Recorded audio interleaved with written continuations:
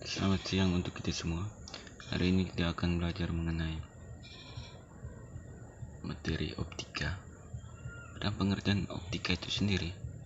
Mungkin sebagian dari kita belum mengetahui apa itu optika, dan mungkin banyak dari kita hanya mendengar tapi belum mengetahui apa artinya. Sekarang kita akan membahasnya. Optika itu sendiri merupakan cabang fisika yang menggambarkan perilaku dan sifat cahaya dan interaksi cahaya dengan materi. Untuk mengetahui dan menggambarkan perilaku dan sifat cahaya serta interaksi cahaya dengan materi, tentunya kita membutuhkan alat-alat optika. Dan berikut kita akan belajar ada beberapa macam alat optika. Yang pertama, mata. Mata sendiri setiap manusia pasti memiliki dan merupakan alat optika tercanggih yang dimiliki oleh manusia. Mata merupakan bagian dari panca indera yang berfungsi untuk melihat dan juga merupakan organ tubuh kita yang dapat menangkap perubahan dan perbedaan cahaya. Coba bayangkan bila manusia tidak punya mata atau mata kita buta. Ya tentunya tahu lagi, mungkin kita tidak bisa melihat apa yang terjadi dengan dunia ini. Mungkin kita tidak bisa menikmati bagaimana indahnya mentari, bagaimana indahnya sunset, bagaimana kita bisa menikmati indahnya dunia ini. Tentu saja kita bersyukur kita bisa diciptakan dengan begitu sempurna dengan adanya mata. Tentunya mata pun memiliki bagian-bagian. Di sini kita bisa melihat ada bagian-bagian mata. Mungkin di sini kurang terlalu jelas, tapi sedikit kita bisa melihatnya. Yang pertama, ada kornea mata. Kornea mata merupakan bagian luar mata yang tipis, lunak, dan transparan. Kornea mata ini berfungsi untuk menerima dan meneruskan cahaya yang masuk pada mata, serta melindungi bagian mata yang sensitif di bawahnya. Berikut pupil. Pupil merupakan celah sempit berbentuk lingkaran dan berfungsi agar cahaya dapat masuk ke dalam mata. Iris adalah selaput berwarna hitam, biru, atau coklat yang berfungsi untuk mengatur besar kecilnya pupil. Iris mata ada yang bermata biru, ada yang bermata hitam coklat. Nah, itu adalah iris mata. Sedangkan pupil, bagaimana ia mampu menerima cahaya yang masuk. Dia bisa membentuk mata kita, bisa menyipit atau bisa kita kenal menyipit atau menutup mata kita agar tidak terlalu menerima cahaya yang berlebihan. Yang berikut ada lensa mata. Lensa mata berbentuk cembung, berserat, elastis, dan bening. Lensa ini berfungsi untuk membiaskan cahaya dari benda supaya berbentuk bayangan pada retina. Retina itu sendiri adalah bagian belakang mata yang berfungsi sebagai tempat terbentuknya bayangan. Oke. Cara kerja mata itu sendiri, mata berfungsi dengan cara menerima, memfokuskan, dan mentransmisikan cahaya melalui lensa mata yang menghasilkan bayangan objek yang kemudian ditangkap oleh retina mata. Bayangan objek yang ditangkap retina tersebut kemudian dikirimkan melalui saraf optik untuk kemudian diolah menjadi gambar yang mampu kita lihat secara nyata. Diolahnya itu pada retina mata itu sendiri sehingga menjadi suatu bayangan. Mata kita memiliki batasan, memiliki titik terdekat untuk kita masih bisa melihat benda itu kira-kira 25 cm, sedangkan titik terjauhnya kita dapat melihat benda itu adalah kurang lebih tak terhingga. Oke, baik, berikutnya ada kacamata.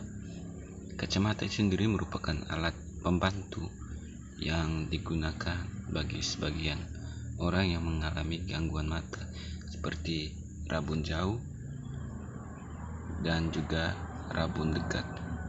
Untuk kacamata itu ada terdiri dari dua lensa cembung atau lensa cekung, tergantung jenis cacat matanya. Kalau lensa cembung itu untuk mereka, lensa cekung sendiri digunakan untuk para penderita rabun jauh, seperti kita lihat pada gambar di sini. Kacamata digunakan untuk bagi para penderita cacat mata, itu untuk mereka yang terkena rabun jauh, sedangkan untuk mereka rabun dekat itu digunakan lensa cembung.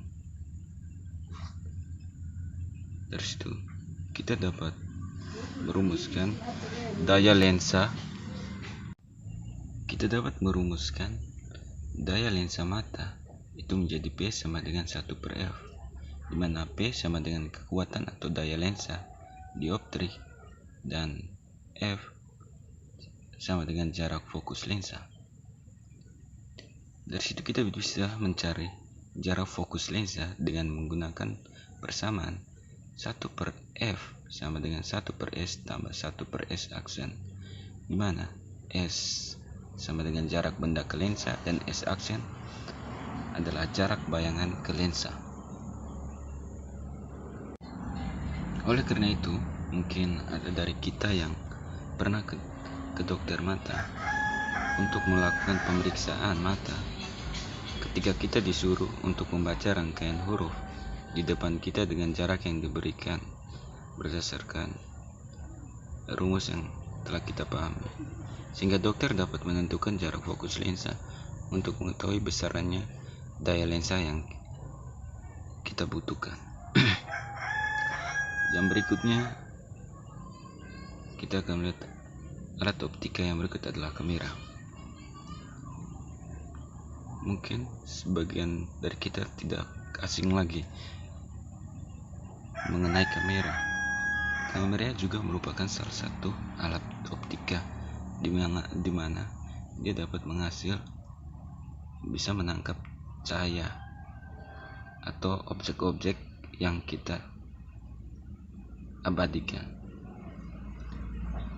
Kamera sendiri itu alat menghasil foto, ya tentu kita sudah tahu.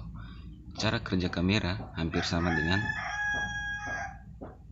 kacamata, yakni cahaya masuk, difokuskan oleh lensa, dan kemudian ditangkap oleh retina yang merupakan sensor pada kamera. Di sini ada bagian-bagian dari kamera sendiri, yang ada lensanya, lensa tabungnya, ada cermin rotasi, ada sensor digital, shutter, layar fokus, tempat melihatnya. Mungkin ada dari kita di sini ada yang mungkin sudah memegang kamera seperti ini, mungkin tentunya tahu kita bisa memfokusnya seperti apa, cara menzoomnya, memfokuskan objek yang ingin kita blurkan juga bisa. Ya, itu tentunya nanti teman-teman sendiri mencobanya dan mungkin bisa lebih tahu bagaimana cara kerja kamera. Tentunya cara kerja kamera itu seperti cara kerja mata kita. Dan yang berikut adalah mikroskop. Mungkin dari kita juga sebagian orang jarang melihat alat-alat ini. Alat-alat ini tentunya tidak berada di sembarang tempat, hanya berada pada tempat-tempat tertentu seperti lab, ya mungkin sebagai lab-lab ilmiah lah. Alat ini merupakan alat optika yang digunakan untuk melihat objek-objek yang sangat kecil yang tidak dapat dilihat oleh mata kita. Cara kerja mikroskop adalah dengan memperbesar objek atau bayangan sehingga tampak lebih besar dan jelas. Kita bisa lihat gambar di samping, itu ditunjukkan ada lensa okuler dan lensa objektif, di mana lensa okuler itu sendiri adalah lensa yang dekat dengan mata, sedangkan lensa objektif digunakan sebagai lensa untuk memperbesar objek yang kita amati. Dari situ kita bisa merumuskan perbesaran total mikroskop itu dengan menggunakan persamaan M sama dengan MOB dikali MOK, di mana MOB adalah perbesaran lensa objektif dan MOK perbesaran lensa okulernya. Dan adapun untuk perbesaran lensa objektif dapat kita hitung dengan rumus MOB sama dengan S aksen OB per SOB, di mana S aksen OB itu adalah jarak bayangan dari lensa okuler dan SOB adalah jarak benda dari lensa okuler. Untuk memperbesar lensa okuler dengan pengamat tanpa akomodasi, kita bisa menghitungnya dengan menggunakan persamaan MOK sama dengan SN per FOK. Sedangkan untuk perbesar lensa okuler dengan mata berakomodasi maksimum itu MOK sama dengan SN per FOK tambah 1. Dengan dijumlahnya jarak bayangan dari lensa objektif ke lensa okuler, kita dapat mengetahui panjang mikroskop yang dituliskan dengan D sama dengan S aksen OB tambah X aksen OK. Dan yang berikut kita akan melihat alat optika. Yang berikutnya adalah teropong. Teropong atau teleskop merupakan alat optika yang digunakan untuk mengamati benda yang jaraknya jauh dari pengamat sehingga tampak lebih dekat dan lebih jelas. Ya, mungkin dari kita ada sih, mungkin sebagian orang hanya melihat teropong tapi belum pernah mencobanya. Nah, di sini kita kalian cukup saja mendengarkan dia punya pengertiannya saja. Mungkin kalian bisa sedikit mengetahuinya. Di sini ada contoh sketsa dari teropong itu sendiri, di mana cahaya ditangkap dan masuk pertama mulai lensa utama, kemudian ke lensa mata, dan ada titik fokusnya di seperti yang kita lihat disebut dengan OB tadi, lensa okuler. Untuk perbesaran teropong pada saat mata kita berakomodasi dapat dihitung dengan rumus M sama dengan FOB per FOK. Tentunya kita sudah tahu FOB per FOK itu adalah fokus. Sedangkan untuk perbesaran teropong dengan mata berakomodasi maksimum itu M sama dengan FOB per SOK. Dan selanjutnya kita lihat pada macam-macam optika yang terakhir ada kaca pembesar, merupakan alat optika yang sangat sederhana, terdiri dari satu lensa cembung dan yang berfungsi untuk mengamati benda kecil sehingga terlihat jelas. Pasti tentu kita semua sudah pernah melihat dan menggunakan kaca pembesar ini, di mana kaca pembesar ini dia pun memiliki fungsi yang sama seperti mikroskop di atas, yang rumusnya pun tidak jauh beda dengan mikroskop. Oke, baik, mungkin itu saja sekian penjelasan dari saya mengenai optika yang membahas tentang alat-alat optika itu sendiri. Terima kasih.